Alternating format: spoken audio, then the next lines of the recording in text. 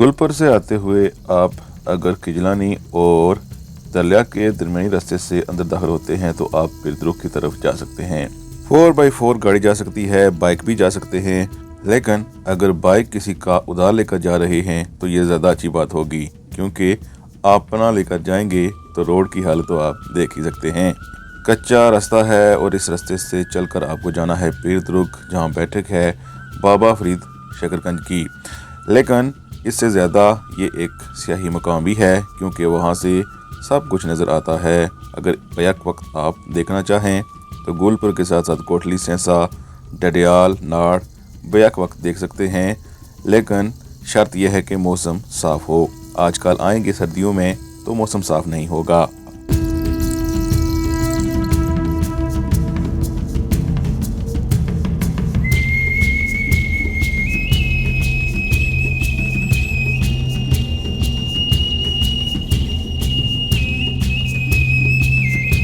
क्योंकि ये आबादी का इलाका नहीं है तो खाने पीने की अशिया साथ लेकर आएँ।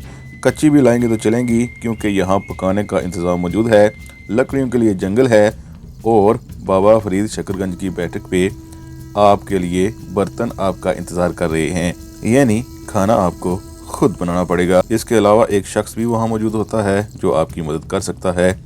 जब आप जाएंगे तो उसका रवैया थोड़ा सा सख्त होगा, लेकिन जब आपके हाथ खाली नहीं होंगे तो उसका रवैया भी नरम हो जाएगा। अब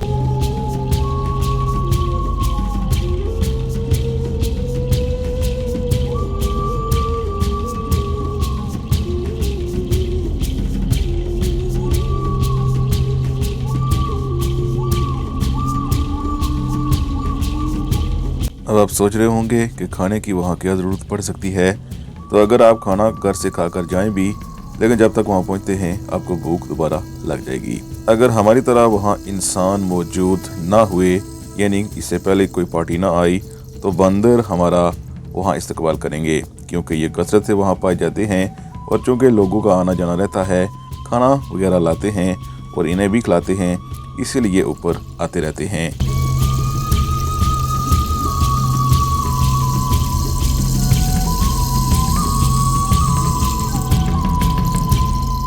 बंदरों को ऐसा खाना देखकर कुत्ते भी उन पर नज़र रखते हैं ताकि वो बंदरों का शिकार कर सकें, लेकिन शायद कुत्ते नहीं जानते कि बंदर जितनी ऊंची जगह भी हो वहाँ से लटक कर भाग जाएंगे। लेकिन फिर भी कुत्ते ट्राई मारते हैं कि शायद किसी बंदर को पकड़ लें और या तो बंदर को काट खाएं या बंदर से चपेड़ें खाएं। बहरहाल कुत्तों ने एक ट्राई मारी, लेकिन वो उन्हें पकड़ ना पाए। बंदर भाग गए और कुत्ते वहीं पर अपनी डिस्क ब्रेक लगाते रहे। पीरद्रुक की खूबसूरती सिर्फ बड़े पसंद नहीं करते, बल्कि बच्चे भी पसंद करने लगे हैं, क्योंकि बच्चा जाने के लिए तैयार नहीं है। लेकिन हमने उसे कहा कि बिरयानी बन चुकी है, आओ चलते हैं, चलकर बिरयानी खाते हैं। और रास्ते में जो आता है उसे देख लो, आज के लिए काफ़ी है।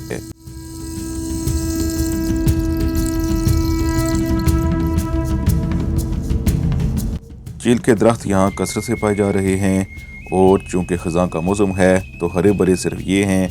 बाकी घास वगैरह अब चूँकि ख़ज़ां का मौसम है तो हरी नहीं है, लेकिन फिर भी हरियाली आप देख सकते हैं, इन चीड़ के दरख्तों की वजह से है। छोटा बच्चा अपने आप को तैयार करते हुए, क्योंकि इस तैयारी के बाद उसने बिरयानी खानी है, और पहले से एक्सरसाइज करते हुए।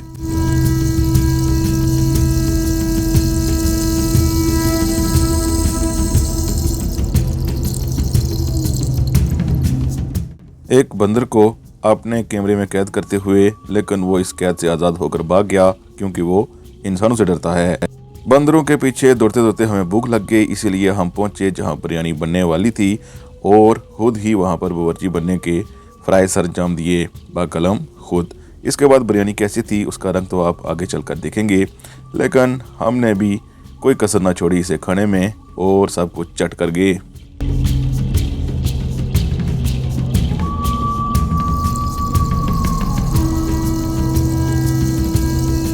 कैमरे की आंख भी बंद हो चुकी थी, क्योंकि यहाँ पर धुंध ज़्यादा थी नीचे की तरफ, इसलिए हम नाजरीन को ना कोटली दिखा पाएंगे, ना सेंसा, ना डडियाल और ना ही गुलपुर सही से। बस नाड़ से गुजारा करें। ये नाड़ है और ये बैठक है बाबा फरीद शकरकंज की। बिरयानी खाने के बाद ये छोटा बच्चा हमें बताते हुए कि इतने चावल आपने खा लिए हैं, अब ऊपर ये चढ़ाई कैसे चढ़ेंगे।